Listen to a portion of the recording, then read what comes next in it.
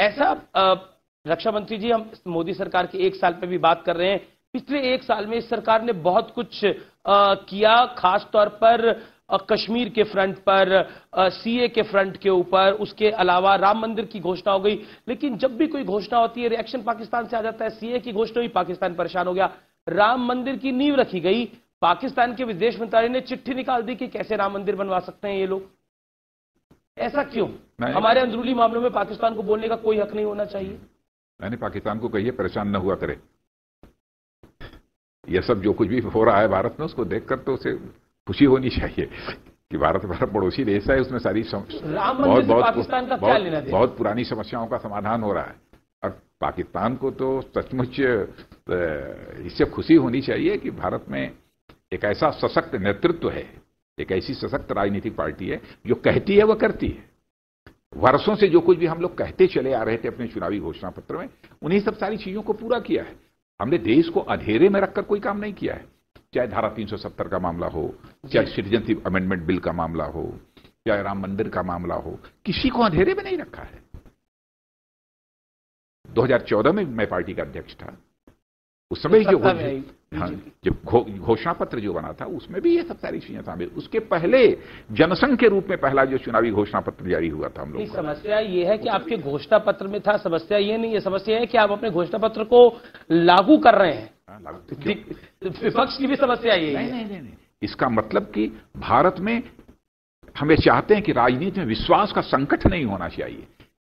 नेता जो कहे उसे करे, जनता यही चाहती है। नेता की कथनी और करनी में अंतर नहीं होना चाहिए। वही तो हमने जो कहा वो किया, इस पर किसी को आपत्ति क्यों होनी चाहिए, बल्कि हमारा तो स्वागत किया जाना चाहिए। विपक्ष कहता है कि आप लोग बात नहीं करते। 370 आपने हटाया, अचानक आके हटा दिया, बात नहीं करी। उसके बाद कई मुख्यमंत्रियों, पूर्व मुख्यमंत्रियों को वहां पे आप लोगों ने जेल में रखा। देश का गृह मंत्री रहते हुए मैं कश्मीर की धरती पर भी जाकर बार बार मैं कहता रहा कि बात करिए, मैं बात करने के लिए आया हूं, बात करने के लिए आया हूं। वहां के मुख्यमंत्री उस समय थी महबूबा जी, उनको भी मैंने कहा आप भी लोगों से कहिए। उन्होंने भी अपनी तरफ से कोशिश की, कोई बात करने को तैयारी नहीं, किससे बात करें।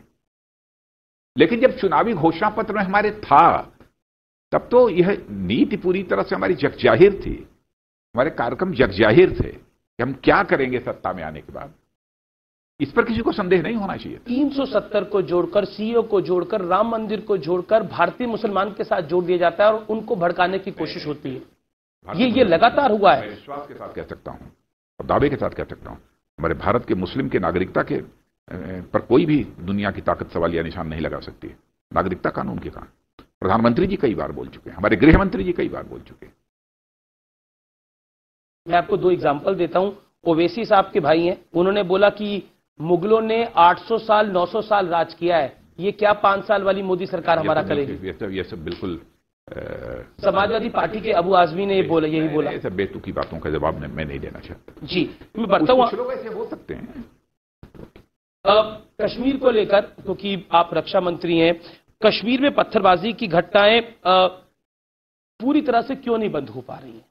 देखिए, नहीं, पूरी तरह से काफी कम हो गई अब आतंकवादी वारदातें भी अब काफी कम हो गई हैं। पहले के कंपैरिजन में तुलना करिए तो काफी कम हो गई हैं धारा 370 समाप्त होने के बाद।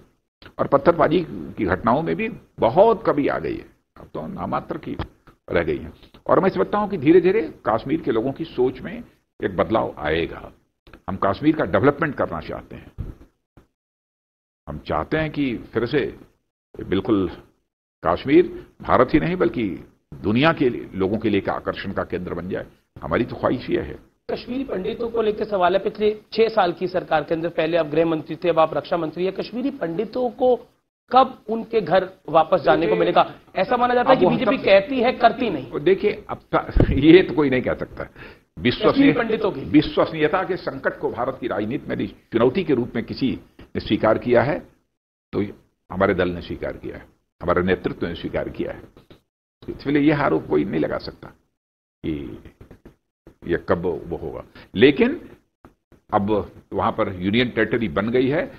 धीरे धीरे मैं समझता हूं कि सारी चीजें ये पूरी होंगी, इन पर अमल किया जाएगा।